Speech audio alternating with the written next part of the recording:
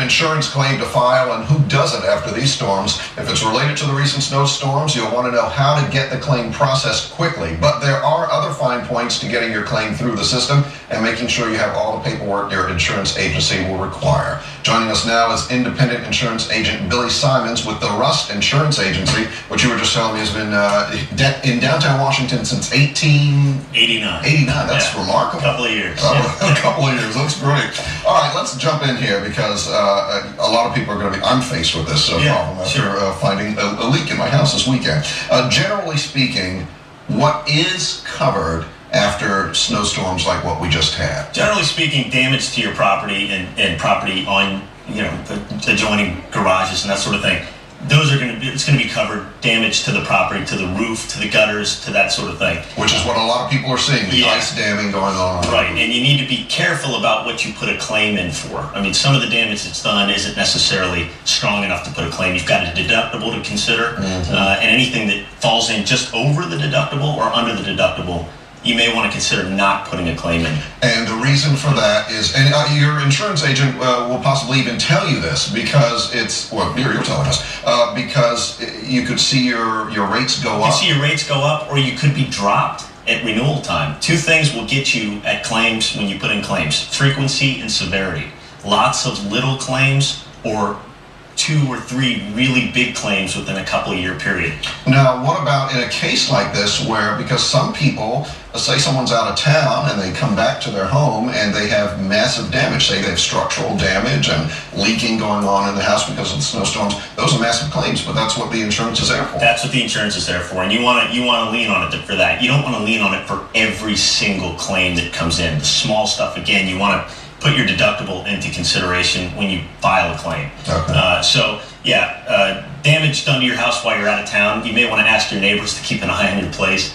And things that you can fix yourself, fix them yourself. Now, if you have not asked your neighbor to keep an eye on your place, would that factor in with the insurance company? Or you should have had someone look? No, not at all. Okay. I mean, if your roof caves in and your neighbors just watch it happen, you may want to consider moving.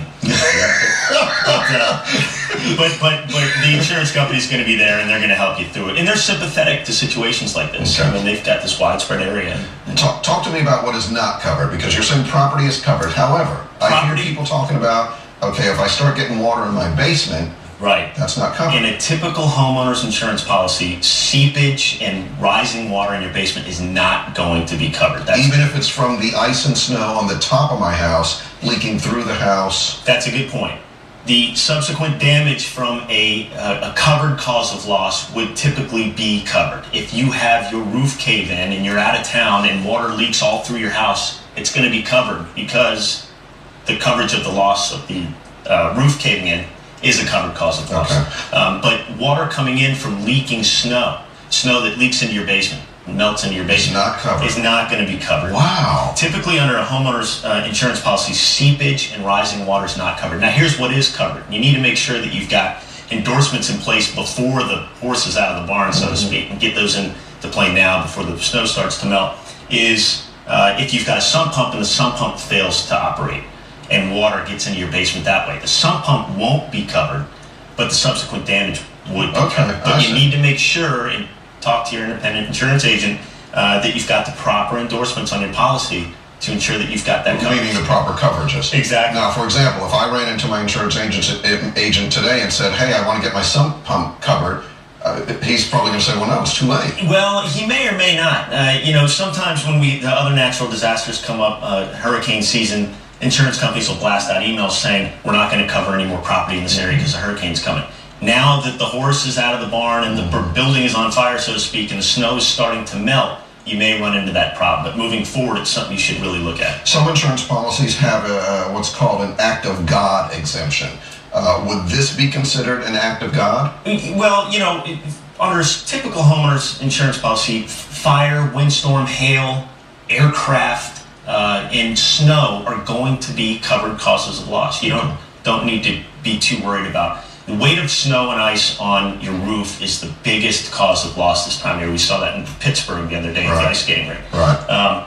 And those types of losses will be covered. Okay, very quickly, we're out of time, but very quickly, what types of documentation do people need? Do they have to take photos of their Take property? photos of everything. If it's something that you can fix yourself, fix it as long as you keep yourself in a safe situation. If you need to get a roofer, an electrician, or somebody in, do it. It may be a couple of days before you see your claims adjuster. It's not because they're ignoring you. It's because they're totally inundated. Okay, Yeah. very good. Good information. Billy Simons with the Rust Insurance Agency. Thanks for coming in. I know you're very busy right now, so we appreciate it. Thanks. Thank you, Billy. Appreciate it. Allison. Okay.